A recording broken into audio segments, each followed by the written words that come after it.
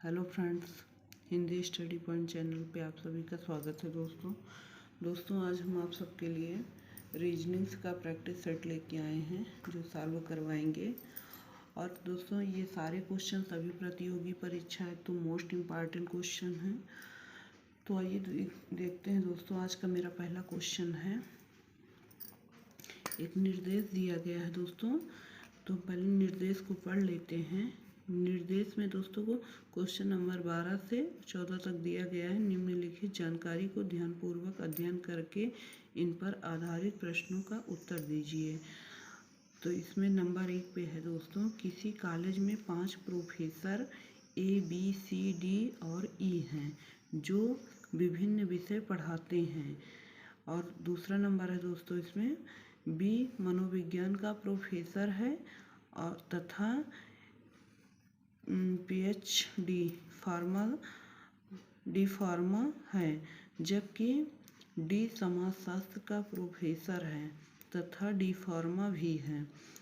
तीसरे नंबर पे है दोस्तों, इसमें महिला प्रोफेसर न तो शिक्षा और ना ही मैनेजमेंट पढ़ाती हैं। दोस्तों जो महिला है इसमें वो ना तो शिक्षा पढ़ाती हैं और ना मैनेजमेंट पढ़ाती हैं। तो इसका चौथा नंबर है दोस्तों, एंथ्रोपोलॉजी के प्रोफेसर डी फार्मा हैं और वह एक पुरुष हैं। और इसका पांचवा नंबर है दोस्तों, A और C डी फार्मा नहीं है तथा A शिक्षा नहीं पढ़ाता है। तो दोस्तों ये रहा इसका और पूरी जानकारी। अब इसी जानकारी के अनुसार हम इसके क्वेश्चनों को हल करेंगे। तो दोस्तों इस जानकारी को हम पहले एक सारणी के अनुसार से अपना एक डायग्राम बना के उसको समझ लेते हैं और उसके बाद फिर हम इसको क्वेश्चनों को सॉल्व करेंगे उसी के अकॉर्डिंग। तो दोस्तों इसको हम कॉपी पे समझेंगे ताकि बुक पे नहीं समझ पाएंगे। तो दोस्तों हम कॉपी पे समझ लेते हैं। तो दोस्तों पहले हम इसका एक सारणी बनाएंगे जिसमें सब कुछ होगा। तो सर्वप्रथम हम बना लेते हैं दोस्तों, यहाँ पे प्रोफेसर, ये हो गया प्रोफेसर, ये प्रोफेसर का हो गया। और प्रोफेसर के बाद हम विषय कर देते हैं और विषय के बाद दोस्तों विषय हो गया। और विषय के बाद हम डी फार्मा वाले को कर देते हैं तो फार्मा डी हो गया। और उसके बाद हम लिंक कर देते हैं कि कौन महिला है या पुरुष है, तो यहाँ लिंक हो गया। अब उसके बाद दोस्तों हम बनाते हैं ABC करके, 5 लोग हैं, 5 लोग का अलग अलग करके बना लेते हैं।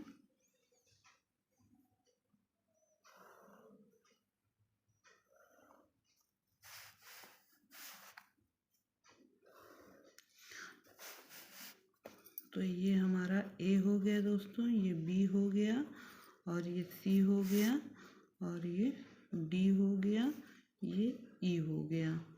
अब इसमें हम देख लेते हैं कौन क्या पढ़ाता है। तो दोस्तों यहाँ पे जैसे कि दिया गया है, B मनोविज्ञान का प्रोफेसर है तथा डी फार्मा है, जबकि समाजशास्त्र का प्रोफेसर है, D समाजशास्त्र का प्रोफेसर है और डी फार्मा भी है। तो दोस्तों हम सबसे पहले यहाँ पे B दिया गया है तो B का बना लेते हैं। B मनोविज्ञान का प्रोफेसर है तो हम B को मनोविज्ञान वाले कॉलम में ले आ देते हैं। ये किसके प्रोफेसर हैं? मनोविज्ञान के दोस्तों, ये मनोविज्ञान के प्रोफेसर हैं। ये हो गया हमारा मनोविज्ञान दोस्तों, और ये मनोविज्ञान के प्रोफेसर हैं। और साथ में इनके क्या है, डी फार्मा भी है, फार्मा डी भी है ये। तो यहाँ हम फार्मा डी पे भी टिक कर देते हैं कि ये फार्मा डी भी है। उसके बाद क्या दिया गया है दोस्तों, उसके बाद है डी समाजशास्त्र का प्रोफेसर है और फार्मा डी भी है।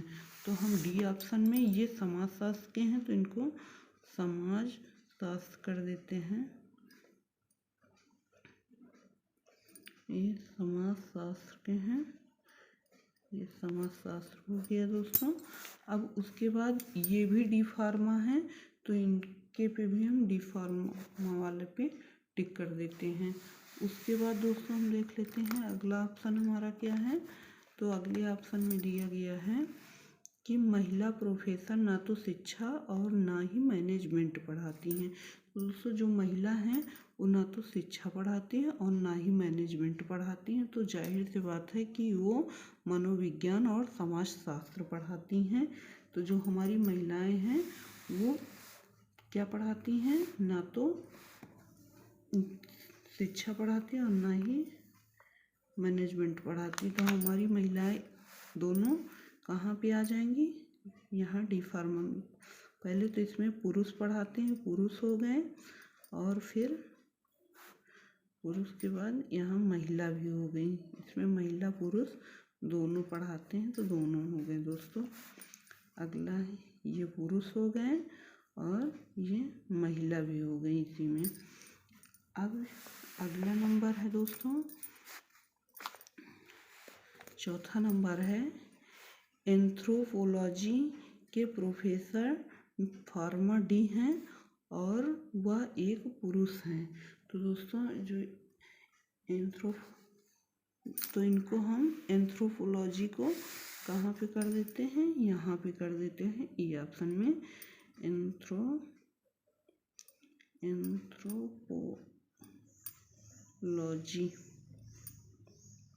एंथ्रोपोलॉजी हो गया, और ये फार्मा डी भी हैं, और ये क्या है, पुरुष हैं दोस्तों, ये पुरुष हैं। ये हो गया, सॉरी यहाँ होना चाहिए था, तो ये पुरुष हैं। अब उसके बाद क्या है दोस्तों, ए और सी फार्मा डी नहीं है तथा ए शिक्षा नहीं पढ़ाता है। दोस्तों ए और सी फार्मा डी नहीं है, तो दोस्तों यहाँ पर फार्मा डी पे हम इनके कट कर देते हैं, फार्मा डी पे इनके हम कट कर देते हैं। और ये क्या नहीं पढ़ाते हैं, शिक्षा, ए डी फार्मा डी नहीं पढ़ाते, ए शिक्षा नहीं पढ़ाता। दोस्तों अगर ए शिक्षा नहीं पढ़ाता तो शिक्षा कौन पढ़ाता, सी पढ़ाता है, तो शिक्षा सी पढ़ाते हैं। और ए के पास क्या बचा है, सिर्फ मैनेजमेंट बचा है, तो मैनेजमेंट ए पढ़ाते हैं। मैनेजमेंट कौन पढ़ाता है, ए पढ़ाते हैं, तो ये मैनेजमेंट हो गए। और ये क्या है, पुरुष हैं दोस्तों, ये पुरुष हैं, और ये भी शिक्षा जो पढ़ाते हैं ये भी क्या है, पुरुष हैं। तो दोस्तों इस तरह से हमारा ये सारणी बन गया है। अब इसी के अकॉर्डिंग हम अपने क्वेश्चनों को सॉल्व करेंगे। ये हमारा सारणी तैयार हो गया बनके, और हम अपने क्वेश्चनों को देख लेते हैं दोस्तों। तो इसमें का पहला क्वेश्चन है मेरा, मैनेजमेंट कौन पढ़ाता है। तो दोस्तों जैसा कि अभी आपने देखा कि मैनेजमेंट कौन पढ़ाता है, तो मैनेजमेंट दोस्तों कौन पढ़ाता है, ए पढ़ाता है, मैनेजमेंट ए पढ़ाता है। तो इसके पहले ऑप्शन में डी दिया गया है, दूसरे में दिया गया है या तो बी या सी, और तीसरे में दिया गया है ए, और चौथे में ए दिया गया, तो चौथा ऑप्शन हमारा राइट आंसर हो जाएगा। तो इसका चौथा ऑप्शन राइट आंसर है। अगला क्वेश्चन है दोस्तों, शिक्षा कौन पढ़ाता है। तो दोस्तों शिक्षा कौन पढ़ाता है, हम देख लेते हैं, शिक्षा कौन, सी पढ़ाता है दोस्तों, तो शिक्षा सी पढ़ाता है। तो इसके पहले ऑप्शन में ए दिया गया है, दूसरे में बी है, और तीसरे में सी है, सी हमारा राइट आंसर हो जाएगा दोस्तों। अगला क्वेश्चन है इसमें, निम्नलिखित में से कौन सा कथन सही है, दोनों महिलाएं फार्मा डी हैं, सभी पुरुष फार्मा डी हैं, जो व्यक्ति मैनेजमेंट पढ़ाता है वो फार्मा डी है, समाजशास्त्र पढ़ाने वाला पुरुष है। तो दोस्तों इसका राइट आंसर क्या हो जाएगा, इसका राइट आंसर हो जाएगा इनमें से कोई नहीं। तो दोस्तों इसका पांचवा ऑप्शन राइट आंसर हो जाएगा, ताकि जो ऑप्शन दिए गए हैं वो बिल्कुल निगेटिव ऑप्शन है। तो इसका पांचवा ऑप्शन राइट आंसर हो जाएगा। अगला क्वेश्चन है दोस्तों,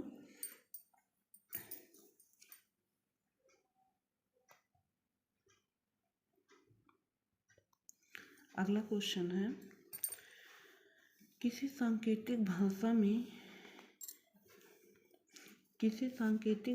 में 721 का अर्थ है अच्छा कॉलेज जीवन, और 526 का अर्थ है तू है अच्छा, और 257 का अर्थ है जीवन है अच्छा। तो बताइए कि इस सांकेतिक भाषा में तू के लिए कौन सा आंकिक कोड का प्रयोग किया गया है। तो दोस्तों इसको भी हम कॉपी पे समझ लेंगे आसानी से, तभी समझ में आएगा। तो दोस्तों जैसे यहाँ पे दिया गया है 721, तो दोस्तों हम यहाँ पे लिख लेते हैं 721, और उसके बाद दिया गया है 526, तो हम यहाँ लिख लेते हैं 526, और उसके बाद दिया गया है 257, तो यहाँ पे हम 257 कर देते हैं, यहाँ पे 257 कर दिए। अब इसको हमको देखना, पहले में दिया गया है 721 का अर्थ है अच्छा कॉलेज, तो हम यहाँ लिख देते हैं अच्छा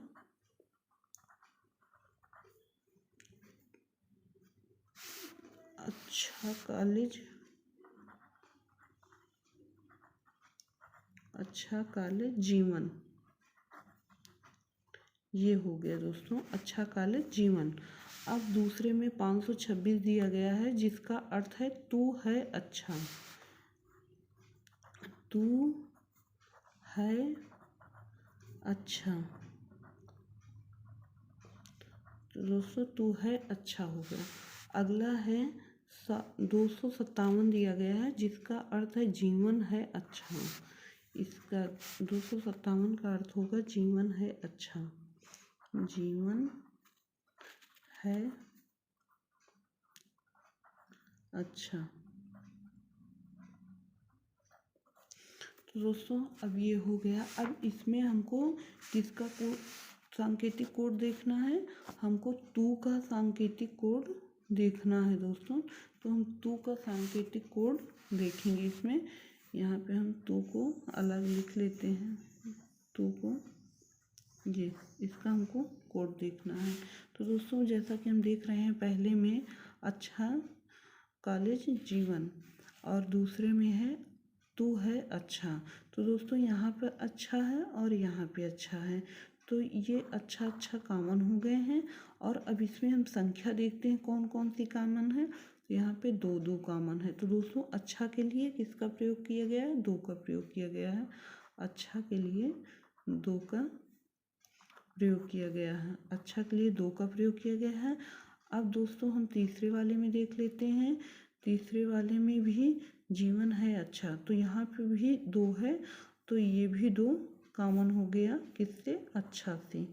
तो और उसके बाद हम देख लेते हैं पहले में अब बचा 7 और 1, तो 7 के लिए किसका प्रयोग किया गया है, तो यहाँ पे कॉलेज और जीवन बचा है। तो कॉलेज दोस्तों हमारे और किसी ऑप्शन में नहीं दिया गया है, और जीवन है तो जीवन हमारे तीसरे वाले में दिया गया है, और तीसरे वाले में दोस्तों जीवन के लिए हम 7 यहाँ पे दोनों में कॉमन है दोस्तों, तो हम 7 को ले लेते हैं। तो यहाँ से जीवन और जीवन कॉमन हो गए, तो जीवन के लिए दोस्तों हम 7 कोड भाषा ले लेते हैं। और उसके बाद क्या है दोस्तों, फिर उसके बाद यहाँ कॉलेज बचा, और कॉलेज के लिए 1 का कोड है, तो यहाँ पे और दूसरे ऑप्शन में है नहीं। अब यहाँ पे तू है अच्छा, तो दोस्तों यहाँ तू के लिए हम देख लेते हैं, और है के लिए यहाँ पे है और यहाँ पे है, तो ये दोनों है के लिए हम यहाँ पे 5 को कॉमन कर देते हैं दोस्तों। है के लिए क्या है 5 है के लिए 5 है, और कॉलेज के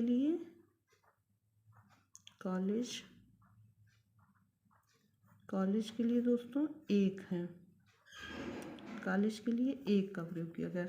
अब हमारा तू बचा और 6 बचा, तो अब तू के लिए क्या प्रयोग किया गया कोड भाषा? 6 का प्रयोग किया गया है। तो यही हमारा राइट आंसर हो जाएगा दोस्तों। तो हम देख लेते हैं कौन से ऑप्शन में 6 दिया गया है। तो दोस्तों इसके पहले ऑप्शन में 5 दिया गया, दूसरे में 6 दिया गया, और 6 ही हमारा राइट आंसर है। तो इसका दूसरा ऑप्शन राइट आंसर होगा दोस्तों। अगला क्वेश्चन है दोस्तों,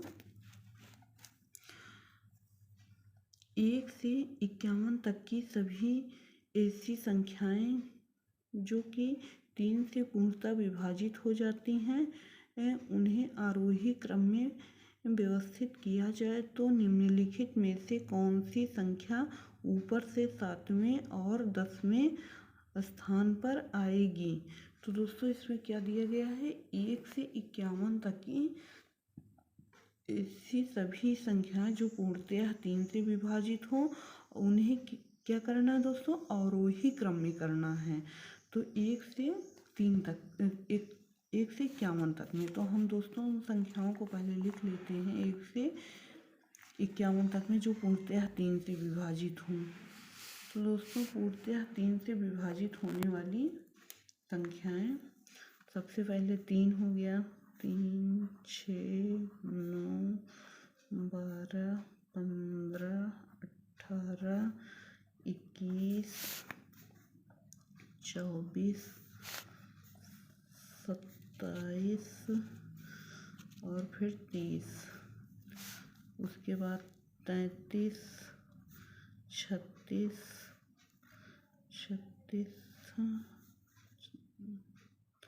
उसके बाद 36, 39 के बाद फिर 42 आ जाएगा, 42, इसमें सब में कामा भी करते जाइएगा, कामा 42 के बाद आ जाएगा 45 दोस्तों, 45 के बाद 48 के बाद फिर आ जाएगा हमारा 51।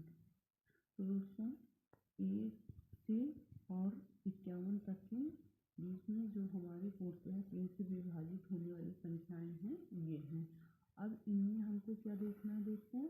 इनमें हमें देखना है, उनको पहले आरोही क्रम में व्यवस्थित करना है। तो दोस्तों आरोही क्रम में व्यवस्थित करते हैं इसको पहले। तो आरोही क्रम में दोस्तों पहले हमारा घटते क्रम में जाना है। तो 51 हो गया, इसके बाद 48 हो गया, इसके बाद 45 हो गया, 45 के बाद 42 हो गया, 42 के बाद 39, 39 के बाद 36, 36 के बाद 35, 35 के बाद दोस्तों क्या आएगा, 30 आ जाएगा, 30 के बाद 27, 27 के बाद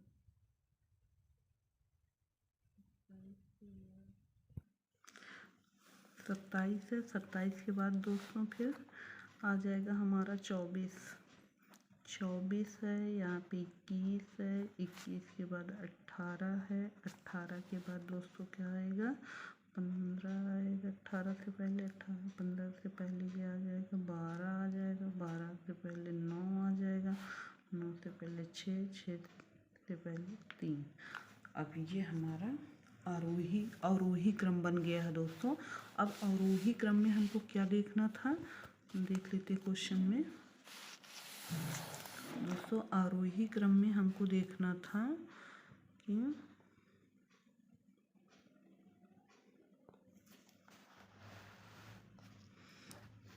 अवरोही क्रम में उसके बाद देखना है कि ऊपर से 7वें और 10वें स्थान पर आएगी। तो देखना है ऊपर से 7वें और 10वें स्थान पे कौन सी संख्या आएगी। तो दोस्तों ऊपर से हमको देखना है, तो हम यहाँ से देख लेते हैं 1, 2, 3, 4, 5, 6, 7। तो दोस्तों 7वें स्थान पे कौन सा आ रहा, हमारा 33 आ रहा। 8 9 10, 8 9 10, 10 पे हमारा 24 आ रहा। तो हमारा इसमें आंसर क्या आ रहा दोस्तों? 33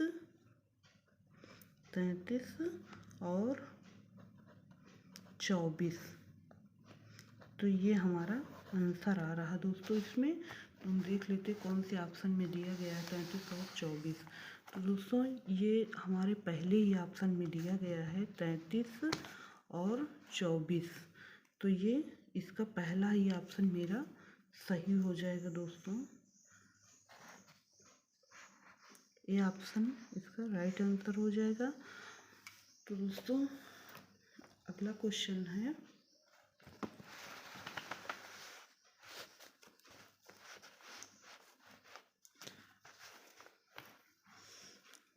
विद्यार्थी की एक कतार में मनोज बाएं से 18वें तथा दाएं से 12वें स्थान पर है। यदि विनोद उसी कतार में दाएं से 11वें हो तो बताइए कि बाएं से उसका स्थान क्या होगा। तो दोस्तों उसका बाएं से स्थान क्या होगा? तो उसका बाएं से स्थान 19वां हो जाएगा। तो इसका दूसरा ऑप्शन राइट आंसर हो जाएगा दोस्तों।